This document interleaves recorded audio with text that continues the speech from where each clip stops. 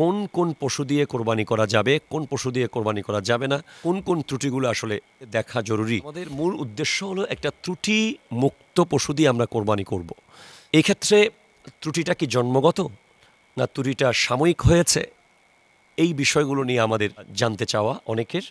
যেমন জন্মগত শিংবিহীন পশু দিয়ে কোরবানি করা বৈধ। শিংওয়ালা পশুর শিং যদি গোড়া থেকে ভেঙে যায় তাহলে ওই পশু দিয়ে কোরবানি হবে না, ওটা ত্রুটিযুক্ত পশু হিসেবে গণ্য হবে। আর সামান্য কিছু ভাঙলে সেটা দিয়ে কোরবানি করা বৈধ। এমন পশু দিয়ে কোরবানি করা বৈধ নয় যে পশু একেবারে পাগল, স্বাভাবিক চলাফেরা করতে অপারক, এই পশু দিয়ে কোরবানি হবে না। আমাদের কাছে জানতে চাওয়া হয় অনেকের যে খাসি করা পশু দিয়ে কোরবানি করা যাবে কি? অবশ্যই ওই পশু দিয়ে কোরবানি করা বৈধ। প্রশ্ন করতে পারেন যে এমন বৃদ্ধ পশু যেটা কোরবানি দিতে পারে না, যেই পশুর গায়ে চিহ্ন অঙ্কিত পশু বা যেই গাবি বা ছাগি ইত্যাদি দুধ দিতে অক্ষম, ওই পশু দিয়ে কোরবানি করা যাবে কিনা?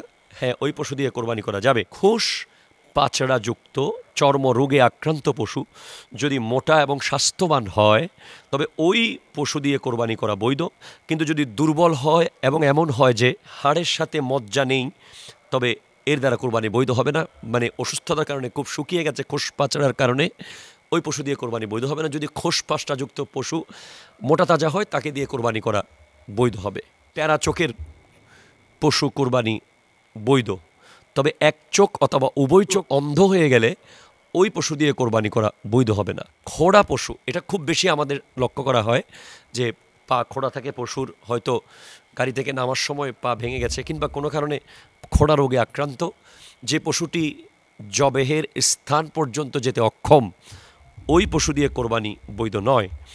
অসুস্থ পশু দেখলেই মনে হয় যে পশু অসুস্থ, এটা যে কোনো সময় যে কোনো বড় ধরনের অঘটন ঘটতে পারে, দেখতেই অসুস্থ মনে হচ্ছে, যাকে দেখতে ব্যাহত মনে হচ্ছে, ওই পশু দিয়ে কোরবানি করা বৈধ হবে না।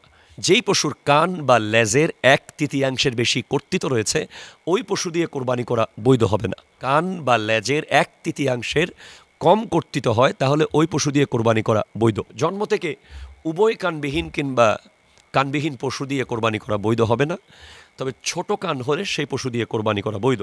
যেই পশুর দৃষ্টি স্বাভাবিক দৃষ্টিশক্তির তুলনায় 1/3 বেশি কমে গেছে ওই পশু দিয়ে কোরবানি করা বৈধ হবে না। যেই পশুর দাঁত নেই, অর্থাৎ স্বাভাবিকভাবে ঘাস খেতে পারছে না, ওই পশু দিয়ে কোরবানি করা বৈধ হবে না।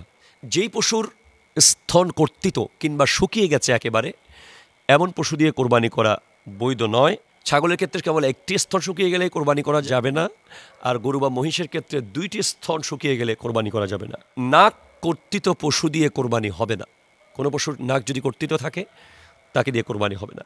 কোনো প্রকার চিকিৎসার মাধ্যমে, যেটা আনন্যাচারাল, আর্টিফিশিয়ালি পশুর দুধ শুকিয়ে ফেলা হয়েছে, ওই পশু দিয়ে কোরবানি করলে কোরবানি বৈধ হবে না।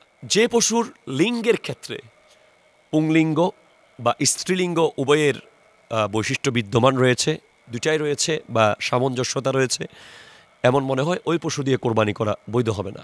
জাল্লালা পশু, জাল্লালা পশু মানে যেই পশু নাপাক কিছু খায়, এমন পশু দিয়ে কোরবানি করা বৈধ হবে না। ভেড়া বা দুব্বার যদি পশম কেটে ফেলা হয়, অনেক সময় আমাদের ভেড়া দুব্বাগুলো অনেক পশমই হয়, সেগুলোর পশম কেটে ফেলা হয়, এমন পশম কেটে ফেললে ওই পশু দিয়ে কোরবানি করা বৈধ হবে, এতে কোনো অসুবিধা নেই। যেই পশুর 1 পা কাটা বাকি 3 পা সুস্থ, ওই পশু দিয়ে কোরবানি করা বৈধ নয়। আমরা এই বিষয়গুলো খুব গুরুত্ব সহকারে দেখব, কারণ এই পশুটা যেন ত্রুটিমুক্ত হয় এ ব্যাপারেই রাসূল পাক সাল্লাল্লাহু আলাইহি ওয়াসাল্লাম তাগাদা দিয়েছেন। ইসলাম আমাদেরকে সেটাই বলে। আমরা পবিত্র কোরবানি দেব ত্রুটিমুক্ত পশু দিয়ে ইনশাআল্লাহ।